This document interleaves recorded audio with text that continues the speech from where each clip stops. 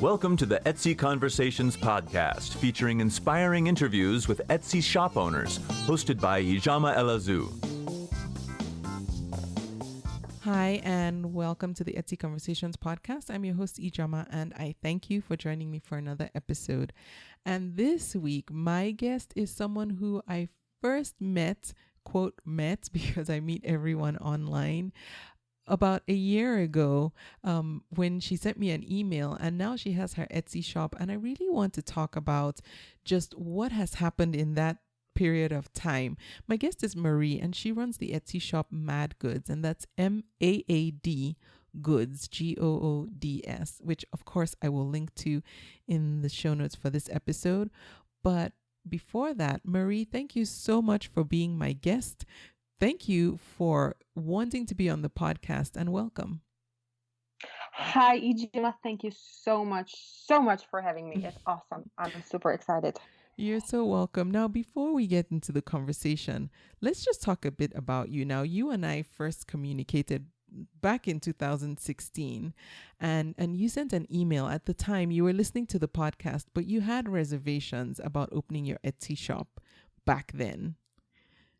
Oh, yes. I remember writing that message and being, I don't want to use the word depressed, but yes. It was just, I was listening to all of your podcasts with all the other amazing sellers, and I just felt so lost and so overwhelmed. And I knew I wanted to have an Etsy shop for, I want to say 3 or 4 years before that.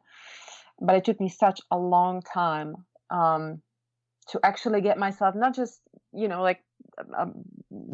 equipment wise and knowledge wise, but like mentally get to the point where I am okay with sharing my work. And I wrote to you, I don't even know what was in that message anymore. But I remember just saying like, Yama, I am so overwhelmed and I don't know what to do. And I know there's all these things, but how do I do the first step? Yeah.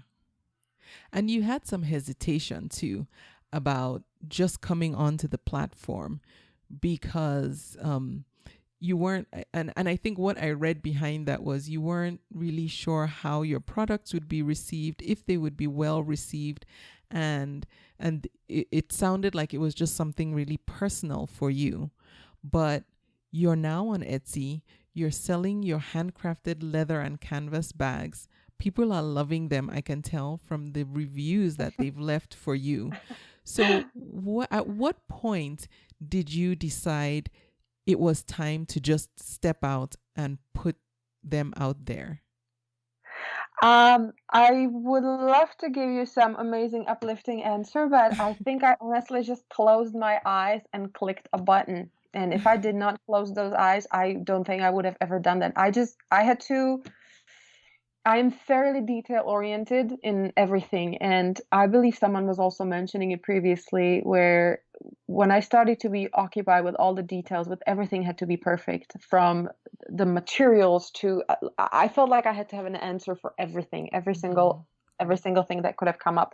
And I had to just cut that out. I had to just make a bag, be happy about it, and then don't think about how it's going to be received. This is a product of your creativity. I'm just putting it out there. If no one will respond, that's okay. And yes. I just had to, I'm not going to lie, I have been looking on the stats and dashboard for the next 2 hours after I put my first line online, but I think everyone kind of does that. Yeah, yes. No, I had to just jump in and hope for the best. Yeah. Okay. So you did it and you're here now. Did it. Yes. Congratulations. Because Thank you. I know somebody else is listening who is in that same situation and has some hang-ups about coming onto the platform. So I'm really happy to have this conversation with you. So let's go back over your journey. So I've already said that you make leather and canvas bags. Now, do you consider yourself to be a maker or a crafter or an artiste or something completely different? All of the above, I think. Yes. I know there's this popular word artisan now. Yes. I believe that's someone between crafter and artist. So I like to consider myself that. a maker. I make things, so I'm a maker. But to me, it's an art, and I consider, yes, artist, I believe would be the Okay. word. All right. So Etsy, obviously you were aware of Etsy before you started selling on Etsy, but how did it even get on your radar to begin with? What was your first introduction to the platform? I believe, just like many of us Etsy sellers, people started to be a little overwhelmed with my gifting them with bags, and they said, you should totally sell it. And I said, oh, where? Oh, have you heard of Etsy? And that's how I have been introduced. Yeah. And so now you make by hand every single bag that you sell, and Hmm. and that's a big deal, because the marketplace is really crowded, and sometimes people don't realize that when they look at some of these bags, that someone has made them from scratch. How did you learn to make these bags that you make, and totes, and when did you develop an interest? Well, I am originally, um, my high school in Czech Republic. You go to high school, which is already has an occupation. So I was a seamstress by the age of 18. Oh. So I have been always sewing since I was 15, all the way up till, well, now I'm still sewing some of my clothing. Mm. Um, but my mother has an upholstery shop in Prague, and I kind of spent few summers there, working for her. So, I actually am an upholsterer as well, Oh, wow. and I somehow always ended up with scrapes of fabric and leather, and I was making bags out of them. So I remember when I was like 9 or 10, I made myself a first bag it was a cover for my ceramic, pottery, like spatulas that you carry around. So I made a little pouch for them, and ever since I have been hooked on just making handbags out of every single piece of material that came my way, and I never got out of it. I, every time I want to make something that's like makes me happy, or the most creative thing for me is to make a handbag. Yeah. Wow. I like something you said in your profile, and you said your bags have bags to protect them. I'm like, whoa, Yes. that is obsession. I honestly, yes, as I'm talking to you right now, I'm surrounded by approximately 40 different handbags that, yes, I very often I do end up having 3 handbags in one carrying around. Yes. Wow. It is a little bit of an obsession. So what's your process when you list something on Etsy, when you list an item? Do you make just one to take the picture, and then when someone orders it, you make it again? Or do you keep an inventory stock of everything that you have listed so that when you get a sale, it's ready to go? No, everything that it's listed on my website is a sample. So Okay. I make one piece of everything. I started with just a natural canvas and a natural leather. So that's the base collection. That was the first thing I have released. And then from there, I started to incorporate a little bit more color Mhm. and a little different kind of leather. But every single item is made to order. Oh, So wow. Okay. I don't stock a big inventory. I honestly, because also very often it happens that someone would like a bag, but they would like to change one thing on it. So Yeah. that gives me the freedom to do that. So if someone requests a little bit of an adjustment, or they want, my leather piping be a different color, I can adjust that. I can do that. Okay, and that makes perfect sense. So when somebody buys from your shop, they know that there's going to be some type of wait time for you to actually make it, because it's made to order, essentially everything. Yes, everything is made to order. I believe my processing time is between 3 or 5 business days. Okay. I am not so busy yet, so I can be fairly quick. But the truth is that I am always so very excited about making a new handbag that I kind of just like get to work on it immediately. So Yeah.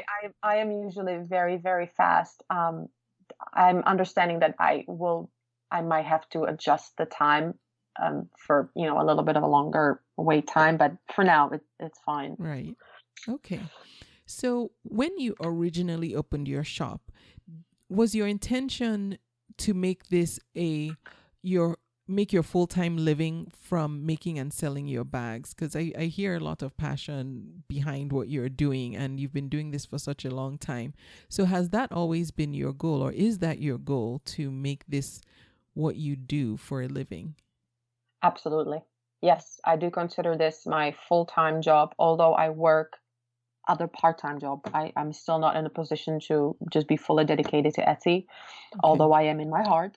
Yes. Um, yeah, I fully intended to this be my full-time business. I would Okay. like to expand out of Etsy, and I'm starting a few conversations with selling in local boutiques and local stores. Oh, very good. But Yeah. again, I do not have anyone helping me yet. Mm-hmm. I am by myself, and each bag takes me anywhere between 4 to 8 hours. Oh, wow. So for now, I'm not able to really build up too much inventory. So right now, I'm not in the position. But yes, it's definitely, I am considering this my career almost. Okay. And that's the story of starting out, is, in the beginning it's you and it's all you. And Mm-hmm. you're doing it all. Right now, are you putting systems and processes in place, like maybe documenting them, so that as you expand and are able to bring on other people when it's time to scale, that there's a process in place for I guess quality control, making sure that everything is the same and uniform. Does that make any sense?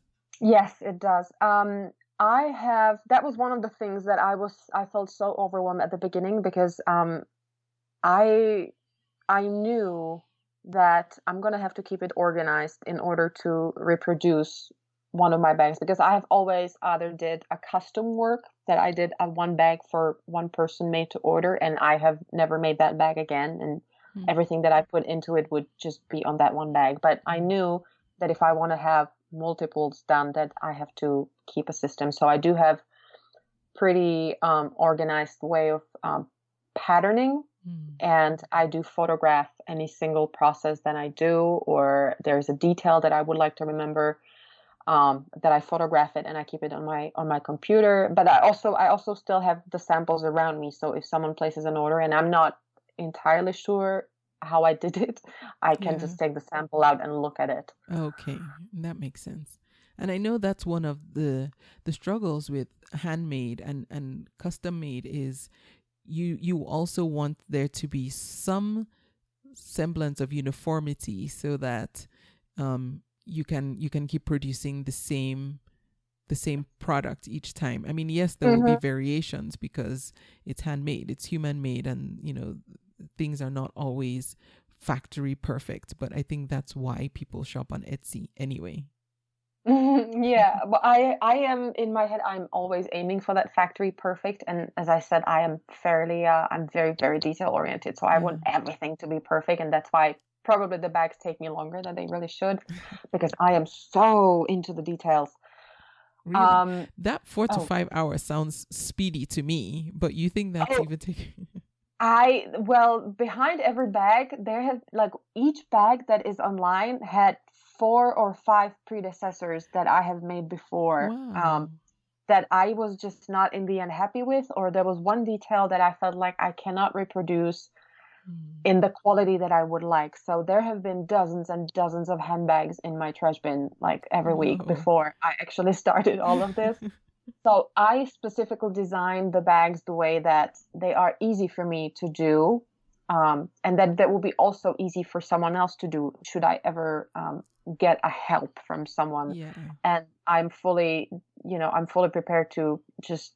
It will take a couple of weeks for me to teach that other person Mhm. how things are done, but everything is fairly simple, not complicated, and the techniques that I'm using did take me weeks, if not months, to develop. But I think it's all worth it. Like if you put your system at the beginning, it will save you a lot of headache in the Yes. future. So Yeah. if you can automate some of your processes, I think that's the way to go. Okay. Now, when it comes to developing a product line, how do you go about it? What's what's your creative process? Do you do like lines of bags, or do you create like independent, standalone styles? I have these waves of inspiration. So I'm trying to do the fashion thing where you design in collections. So I don't Yeah. like to just set out one bag by itself, because I feel like that one bag needs a little bit of a context around. Hmm. So I do like to release bags at least in like three or fours. Mhm.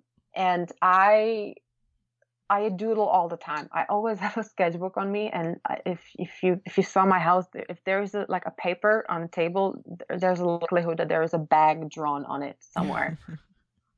So I'm kind of just keeping ideas in my head, and then I play with it in my head, and then I draw it out on paper, and then I leave it there. And then a week later, I was like, oh, I really feel like making a new bag. So I go back into my sketchbook and I look through it, and that's where I take that one sketch and I start sketching it out into a little bit more detail of like technically how can I do it, because I'm still also, my designs are very limited are by my equipment, because I do not have the machinery that is necessary for some of the bags that I would Okay. like to have. So I have to adjust some of the designs so it is doable for me with my equipment. Okay.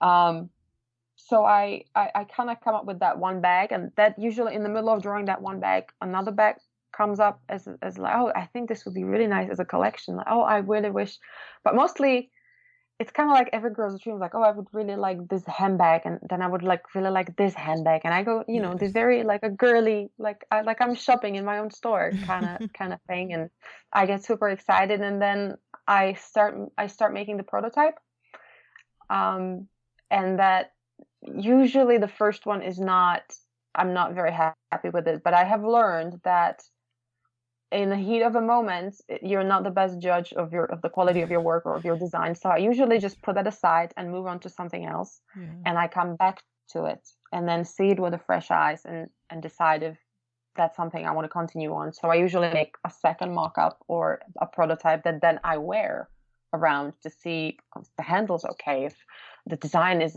if the shape of it is okay, the size is okay. And then once I'm happy with that, then I'll actually make it into the canvas or leather or both.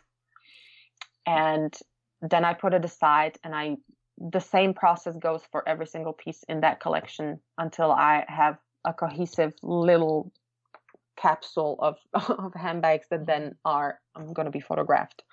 Oh, wow. So it's a quiet process. I know, apparently, yes, but I like that you sample everything, particularly that you wear them and walk around with them to get a feel for it, because it's so true. You know how ladies are. And I know you make bags for men too, but you know how we, like when I try out, a new purse at the store, I will put it over my shoulder, or if it's a crossbody, across my body, and then walk up and down the aisle, because you need to know how it feels on you, because you're wearing Hmm. it. Exactly. We all have that one little thing. Like I really like when I have a bag under my shoulder. I really like if it's just long enough so I can just reach in with my hand Yes. comfortably, that I don't have to take it off. So every one of us has this little one Yeah. thing that we like around our bags, and that's what I'm trying to aim at. Yeah. Yes. Very good. So let's talk about time management. How do you balance the time that you spend between running your Etsy shop and creating and making, and also dealing with the admin side, and then everything else that you have to be responsible for that's outside of that? I would so love to call it time management, but I think it's more of like a orchestrated chaos. I am not. So lately, I have started doing this new thing. I mean, I'm a very early riser, so I get up sometimes before 6 a.m. Oh, wow. And I like that quiet time to drink my first several cups of coffee and to do the drawing, to come up with if I have any ideas, because your mind is still a little sleepy, so the creativity kind of comes a little bit easily than later in the day where you start thinking about the admin stuff and the business Yes. stuff. So I'm doing most of my creative stuff in the morning before 7 or before 8 in the Okay. morning. And then if I have orders that day, that's the first thing I'll start doing. If I don't, then I just either I start doing samples of different color of bags that I already have, or I start working on a new one. But I do have a part-time job, so I don't actually have that much free time for my business. So, but mostly I am most productive the first half of the day. So if there's some sewing that needs to be done, I like to do it first thing in a day, and then my admin stuff and my business stuff and my social media. Usually I leave that in the afternoon, and very often it happens to me that I'm laying down in my bed with a computer, renewing my listings or something. Okay. Now, let's talk about pricing and how you come up with the pricing for your products. What do you take into consideration when you're determining what the price tag is going to be? Yeah, that was also that's still something that I'm struggling with. I know that there is a formula for it, and the truth told is that I'm not sure if for my things, my goods, the formula is okay, especially not for Etsy, because I cannot price it at the price recommended by this formula. So I of course calculate all of my materials, and I calculate the hardware, and I do put a little bit of my time, and I know that is not correct. I know there should be way more time, paid time, my time included in it, but for now it isn't. So I am actually every week I do adjust the price on one of my items. Oh, really?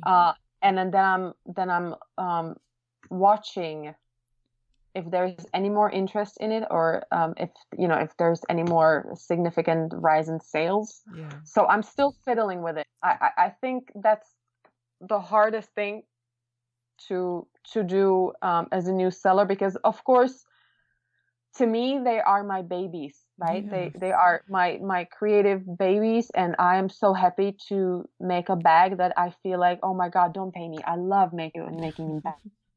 Don't say Like, that. don't. But that's not sustainable. Exactly. That's not sustainable. And because I do want to have all of my time dedicated to this, I do need to make a little bit of a profit to to live. Oh, yes. Now I'm curious with the formula that you said that you used, but you said the pricing, you weren't comfortable with the price it was giving you. Was it higher than you felt comfortable with, or lower Yes. than you felt? It was Yes, higher. it was way higher. Okay.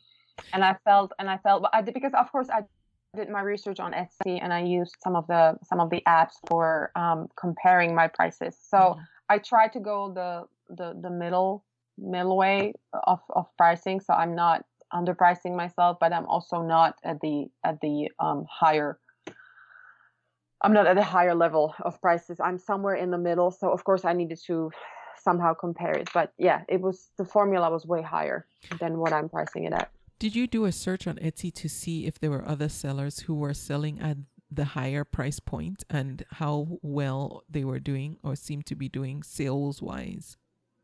Yes, I did research, and I I didn't understand much of it. I you only see the Etsy store, but you don't actually see what's happening behind all of that. Yes. So some of them are already well established boutiques or stores. Yeah. Are being represented somewhere else than just on Etsy, and that is fine. So I cannot really compare myself to some of these stores. Okay. Yes, but I did some research. It was kind of all over the the place. There was no cohesive result that I could get out. Yeah. Okay. But you're at a price point right now that you feel comfortable with. Yes, more or less. Yes. Okay. All right. Well, that's good. Because I know sometimes sellers might think that they'd be happier at a different price point, but they fear what will happen if they do switch, and so they end up underpaying themselves. I'm like, no, at least pay yourself something. No, absolutely. My prices are set for to making at least paying for some of my time. Unfortunately, Yes. again, I Yeah. sometimes it takes me a little bit longer, but I am paying myself for sure. Right. And as you scale, I think it will be easier to build in profits eventually. Yeah. I hope so. So let's talk about getting the word out about your Etsy shop and what you're doing. What do you do to promote your shop? Do you rely a lot on social media, or do you mainly just focus on getting your titles and tags correctly just so that you show up in Etsy search for more things? Which one do you tend to spend more time doing? For me, absolutely the tags. Yeah. Tags and titles. I do spend a lot of time fiddling around with that. I have changed the whole set of tags on every single item at least 3 times by now. Based on what? Based on what? I have became a loyal customer to Marmalade. Okay. I am in love with Marmalade. So yes, I did research that, and then I kind of at the very beginning I was looking fairly often at what is being searched, how am I being found. I did pay for some of the Etsy, what are they called? Etsy The promoted listings. Yeah. Yeah, How I did did those some work of for that. you? Not really. Okay. Not really. Not for now. So yeah, I've changed some of the tags. I do some of the social media. I have, of course, started Instagram. I do have a Pinterest. I do have a Facebook page. I am not the best when it comes to social media. I am fairly hesitant to talk about myself. Not today. Yes. But I have found out that I am kind of, even for my personal Instagram, I was never really all that active. So keeping up with 2 Instagram accounts was a little too much for me. So I actually merged them together. So now I have business Instagram in my own personal Instagram. So because it didn't feel like me to be just promoting my business, I kind of want my business to be connected to me, to who Yes. I am, what I Right. do, what I'm interested in. I want my bags to be backed up by an actual person. And I felt that I'm not able to do that if I was to just have business Instagram. So I do post some of my bags on my Instagram. I do put them on Pinterest. And I'm very not active on Facebook, which I really need to address. But I have also decided that in order not to be overwhelmed with all of this, that Instagram is the main social media that I would like to be focusing on. Okay. So I don't have to, do 3 accounts in the same day. It's just too much. Yeah, absolutely. And okay, I'm not a social media guru or anything, but I think especially within the handmade business industry, I think it's perfectly acceptable and actually expected that you would infuse some of yourself and your personality into your online presence. So by merging your business Instagram with your personal, I think it's great because people who are drawn to your products and know that they're handmade will also want to get to know you on some level. And so if every once in a while you infuse, some of you and some of your personality and, what you're doing now or what's going on or behind the scenes of making one of your products, I think people connect with that even more, especially on Instagram, where it's so much easier to communicate and connect. And with Instagram, one of the things I like about it, unlike say a platform like Facebook or Twitter, is Instagram gives you, if you think about it, one thing at a time. As you're scrolling through your Instagram feed, you see one picture at a time. You get to decide if you like it and if you want to connect with it or not, and then you move on to the next thing. You don't see multiple things at a time. And then if you want to, you have the option to then go deeper and look at, a particular person's full profile and really get to know that person. And I think that's one of the things I like about Instagram. So when someone is there in your profile looking around, they're there kind of to connect with you and figure out what you're about. And so infusing some of yourself into that, I think is perfectly good.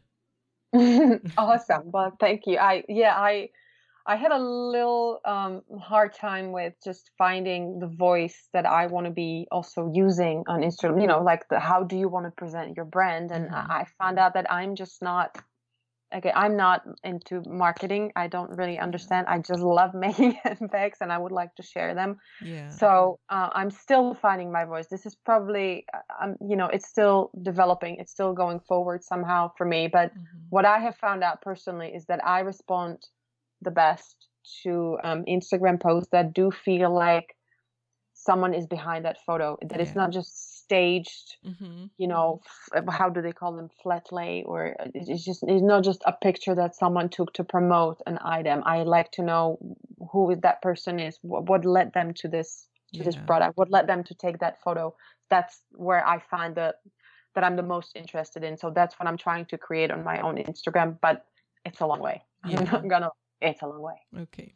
And at this point, are you blogging? Do you have a website or no? Right now, you're on Etsy and then just doing these social media. Yes, just for now. Yes, that was, as I said, this goes along with my motto: do not overwhelm myself. Yes, that makes sense. I'm taking it, eating the elephant one bite at a time, where I am doing just one thing.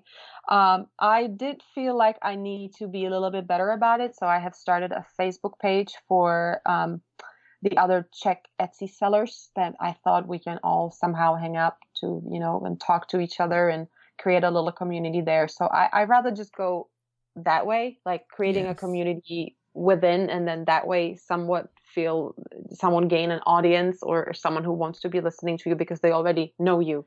Not just trying to attract a complete stranger, because the likelihood is very low, I believe. Yes. But if you create a community that you can talk to and that already knows you, I believe, then you can get a little bit more interest in you and what you're making. Yeah. And I like that because, yes, creating a community is part of socializing, and you want a community of like-minded people. I think it's great. The Facebook group that Marie is talking about is called Czechs on Etsy. I'm going to link to that. If you are Czech or another person from Czechoslovakia that is selling on Etsy, it doesn't matter where in the world they live. I think they're more than welcome to join this Facebook group. Am I correct? Yes, please do come join us. Let's be friends. Yes. And Facebook groups are really a good way, a good place to connect. I mean, I think they're less for promotion and more for connection because, as you know, Facebook, it's harder to just promote to people.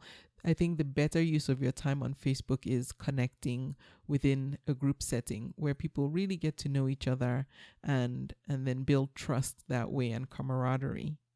Yeah, and I also feel like we're starting to be a little bit more immune to all of the bombardment of advertising and promoting and all of that. And again, we are Etsy sellers. We don't, at least I don't get out that much. So I like to create groups of friends, at least online. Yes. Now, one of the things I want to talk about is scaling the business. I know that's in your plans for the future, and you have some specific plans about how you intend to scale and basically grow your business, because you have some people in mind that you feel a connection with to want to help in their journey. Can we talk about that?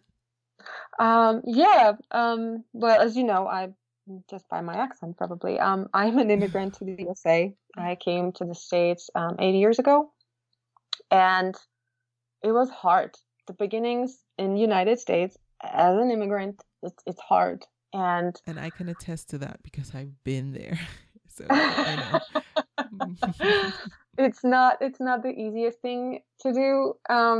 So I've always felt very strongly about wanting my business to be somewhat helpful to people. I mean, I'm already happy creating what I love to do and create bags, but I would like it to be maybe a little bit of a higher thing, where I would like to create a group or community of crafters or makers and sewers and seamstresses. Um, um, Basically, anyone who's in a need, mostly with an immigrant background. Mm-hmm. I would like to set up a little workshop here in Los Angeles and just have an immigrants at the beginning of their American journey to just come in and work with me and work together and build something awesome and maybe help them to grow their businesses and just teach them about how to run business here in this country in United States, because we probably all know a little bit how to do it in our own countries, but Mm-hmm. it is hard to learn in a different country. Yes. And the And rules are if different, the laws are different. It's nice to have someone who has been there and that can help you wade through it. And it's also just like the mental step just to do it, because I have been personally so overwhelmed with everything. It was such a culture shock for me to come here. I was 24. Mm-hmm. I just felt overwhelmed. So, and I wish back then that there was someone who could just, help me. Just, hey, I know this. I can do something. And if there was someone who could help me at the beginning, it would have been awesome. So Yeah. I've kind of decided that I would like to be that someone who helps new people in the United States. Yeah. And that's a great niche to pick because you know that market. That's kind of you. So you know how to talk to the people who are in that setting, in that target market.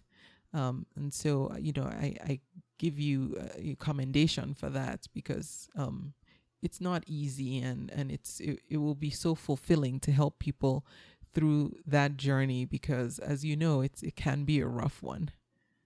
Yeah, and I'm hoping that I will be somewhat helpful in that. Yeah. We'll see, but that's my ultimate dream. Nice. Now, speaking about international affairs, so you have a trip coming up where you're going to be going out of the country. Let's talk about what you intend to do as far as still keeping your shop going while you're gone.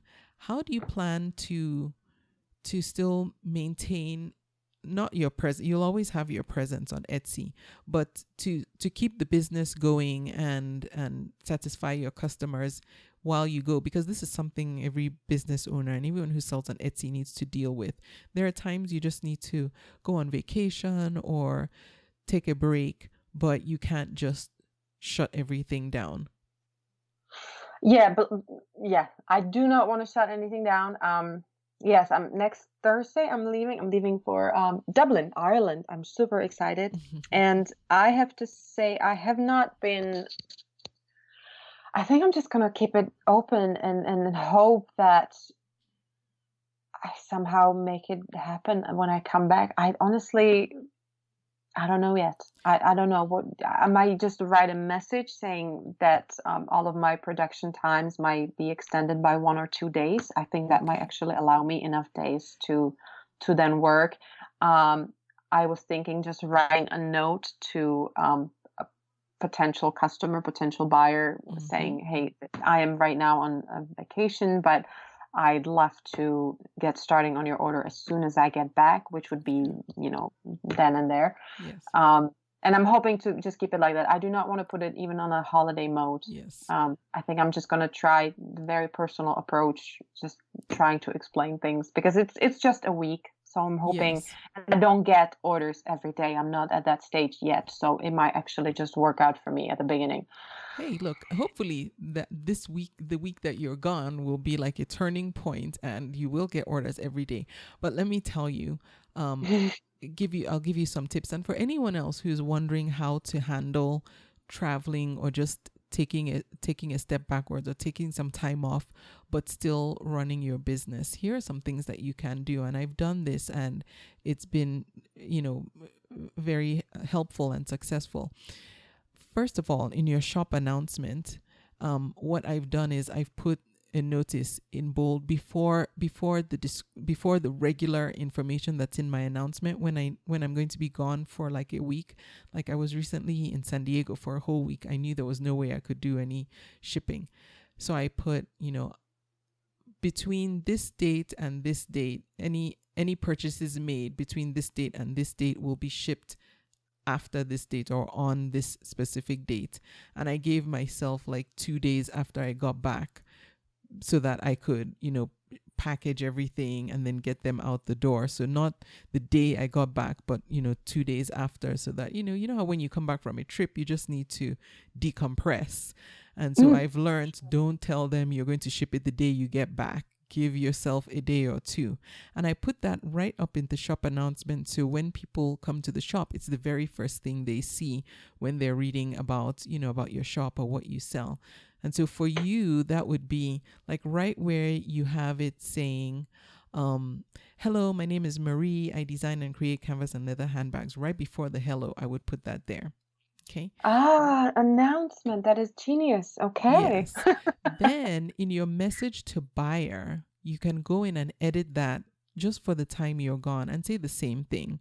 Say from this date to this date, any purchases made will be shipped on whatever date, but still give yourself the time that you need to make whatever they order. So if you'll need maybe a day or two to actually make the bags or whatever they order, build that into the time and then say, on this day, is when you can expect your item to ship.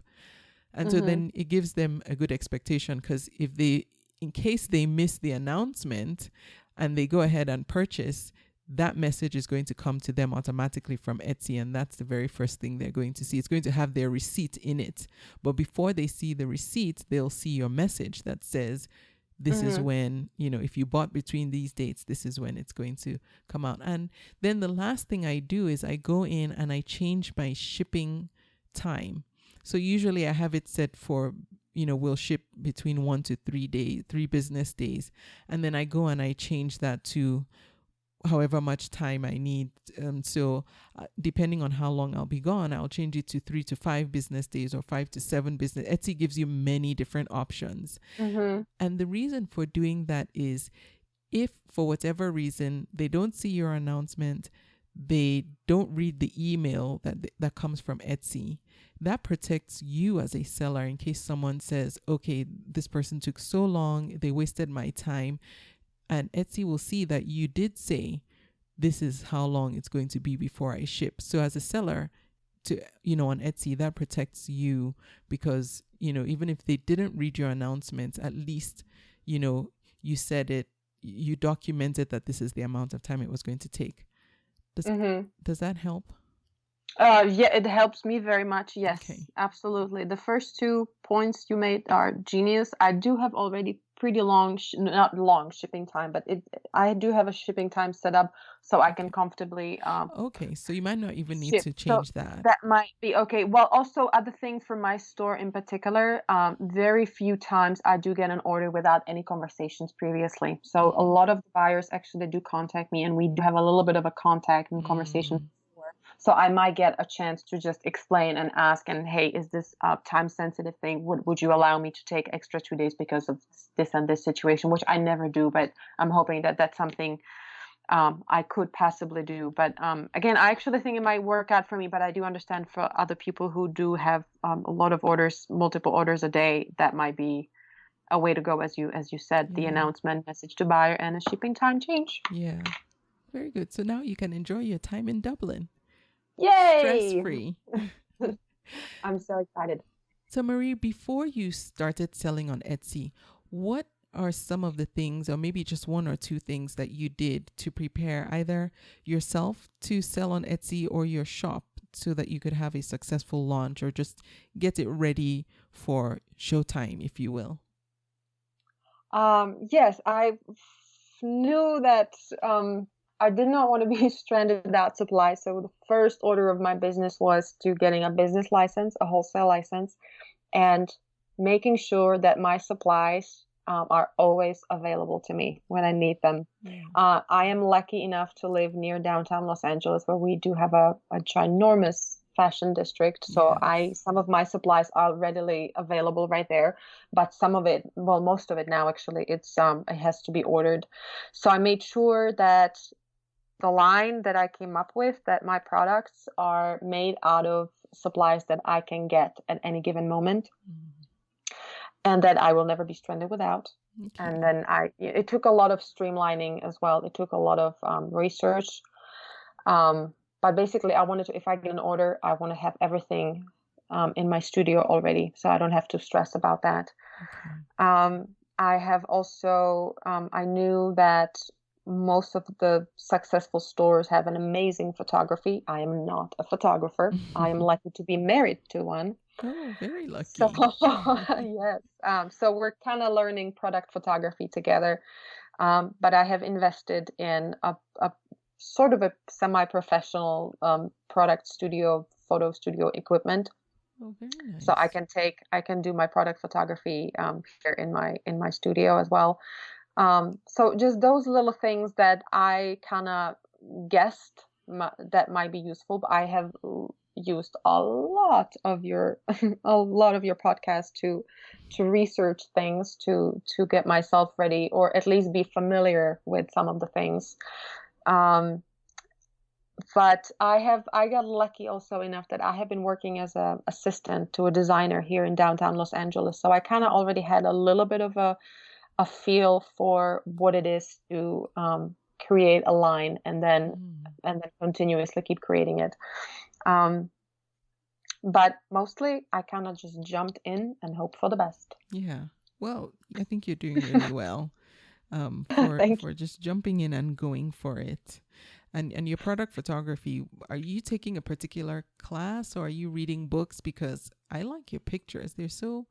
I like the ones that you do outside, especially because you catch shadows and lighting, and you just cannot beat natural light when you're highlighting products. All the credit goes to my husband, my amazing husband, who is, anytime he has a moment, I'm forcing him to take pictures of me. And I am not the easiest model to work with. I am extremely, extremely uncomfortable in front of a camera. So it takes me a lot of mental preparation to get out and model my own bags. Yeah. Is he the one in the bags for men that you make? Yes, he is. Oh, that's really nice. Yes, he is. He is the best accessorized man in Los Angeles, I believe. He has a man bag for every occasion. And so he should. I mean, I'd be surprised if he didn't, since you're like the bag maker extraordinaire. Well, I have to say he's also my main inspiration for a male fashion, because he's very into fashion. He's very interested in it, and nice. So when I create bags for men, he is my not only source, but almost the main source of information of like, okay, what would guy like in a bag? Yeah. And I think he's just as uncomfortable in front of a camera as I am. So it's kind of fun to watch us to take these photos. It's usually like a whole day thing, but yeah, he's doing awesome work, and I don't think I'll be able to do without him. But if you're not as lucky as I was, having a photographer in house, just taking it out and just carrying it around. I love just natural photos. Just don't be afraid. I actually just used my friend the other day. We just went to the beach, and I was like, here is my backpack, just carry it around, please, and I'll take some photos. And it's at least one or two of those pics always will work. Yeah, very good.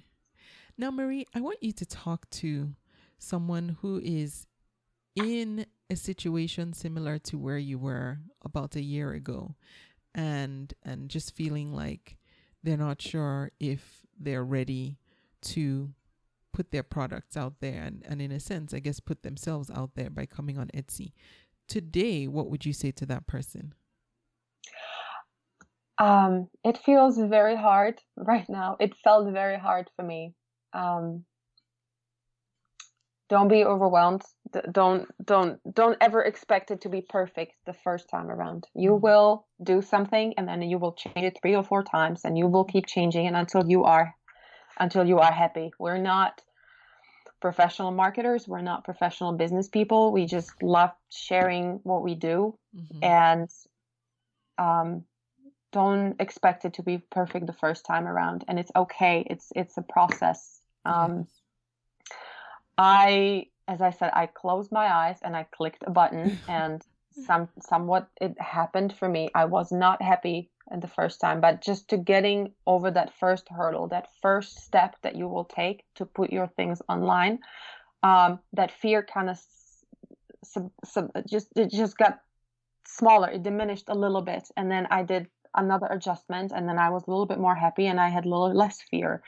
And then I got my first sale, which again, it did not happen immediately. And I remember until now, when the cha-ching went onto my phone, I was staring at that screen for like 5 minutes and looking at it like, is this, no, is this really? Did it? No. And I remember that last year in autumn, I did not have any tags. My tags were awful. My titles were awful. My photography was horrible. All of it was wrong, but I still got that one first sale, and I was so scared. Oh my God, what if she doesn't like that bag? What if I did something wrong? What if this is not going to work? But you know what? It did work. And the fear is mostly just in your head. Yeah. Yeah, I like that. And I was going to say, yeah, after you get that first sale, it's like getting reassurance that, okay, somebody does like this, and maybe it is as nice as I think it is. Maybe it is as wonderful as I think it is. Just as the market is probably oversaturated with all the products, there is just as many people wanting to buy the product, and there will be always someone who will love what you're doing just as much as you do. Yeah. And that group of people is who you're working towards to. And it's all great. I'm so happy I did it. I'm regretting not doing it earlier, but I was not ready. You'll get there when you're ready. Don't let anyone pressure you. Don't let anyone push you. You need to, no matter what we say, you need to be ready in your head. You need to be just ready to jump. Yes. And the other thing I like that you said is that, you will change things. Once you're on there and you see things, you'll figure out what's working, what isn't, what you like and what you don't when you're looking at it. Mm-hmm. And you'll change, and you need to just give yourself that freedom to change and to adjust, because it's going to happen. Because also all of the, as I said, I'm a vivid listener to your podcast, but everything I have learned from your podcast until I opened the shop was only theory. It was all theoretical things in my head that I knew the theoretical responses and answers to, but until I did it, I didn't understand. Yes. So, you jump in, you open your store, and then it's a process of also finding your voice. Like, who are you? Where you want your shop to go? What do you want to do? I am still not sure what my voice is. I'm still not sure where my shop is going. But it's a process. It develops with you. And I think that's what's beautiful on Etsy, that there's so many different voices and so many different directions that you can go, and that they're all unique because they are, the shop is, behind, there's a person behind that shop that takes that shop somewhere. And I'm not making any sense right now. No, you are. Yeah, you are. And the first year is a year of tremendous growth, because you're learning everything is fresh and new, and so it's going to really, where you will be a year from the day you open will look, in a lot of cases completely different than what you thought before you even started sharing selling on Etsy.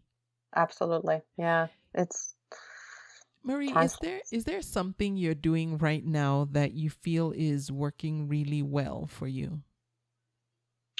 I am, I've mentioned Marmalade before. I do love Marmalade. Marmalade helps me tremendously with all the tags and titles. Yeah. I have also, I know this is not news to anyone, but Etsy on Sale helps me with automation of my products. So I just time it out. I do have a couple of renews is it renews? When you renew a day. Yes. So those are the two main ones. I am exploring some other tools, but again, for now it's mostly those two. Yeah. Okay. And those are two good ones too. And I will link to them in the show notes for this episode. You can go check them out. Marmalade has a free version that you can just just dabble away at. I think they call it the dabbler account or something. And you can just test it out and see. And if you find it useful or helpful, then, you can jump right in. And Marie, do you have an Etsy shop shout out? I don't know if I even told you ahead of time I'd be asking you if you had one. Oh, I do. Oh, of course. Okay. Who is it? I would like to mention Dove and David shop on Etsy. Steph is awesome, and I actually work with her. I work for her. I'm an assistant. So this is my other part-time job. So it feels like I'm tooting my own horn, but I'm not. I'm totally tooting Steph's because she's awesome, and she was an incredible help at the beginning because I actually opened the store shortly after I have met Steph. Sorry, did you say that's Dove and David? Dove and David, Dove. Okay. And David. Okay. And she helped me. She kind of, when I saw, because she is a machine, and she runs her shop by herself. It's a one-man show now with a little bit of help from me. And she just gave me that courage, and I saw how it works for her and how an actual shop now works and how much work there is included in all of that. And seeing it, that it's doable and she's doing it. And I'm like, well, why don't I do it? Yeah. It was a lot of help from her. Yeah. Wow, that's great. So I'm going to link to Steph's shop. It's Dove and David, and she sells personalized pillows and home decor. And wow, you're right. I mean, she has, these are really nice. And she's a one-woman show, which makes it all the more impressive. Yep. Very good. It's okay. Incredible. Yeah. And it's always nice to work with someone who has been doing it for a while and is where you aspire to go to. Those are like the best mentors to have. Yeah, but it's also just nice to talk to someone who has his head wrapped around Etsy and just talk Etsy talk. Yeah, yeah. Very few people understand what it is to be a seller on Etsy, so it's just nice to talk to someone, and it's nice to get out of my studio and Yes. It's just nice to share. That's what we were talking about, right? The community of Etsy sellers, because it is a very, very specific conversation that you want to have with people, and not unless you're on Etsy, it's kind of hard to share. Yes. Some people will be bored out of their minds, and then some people will just get it. Yep.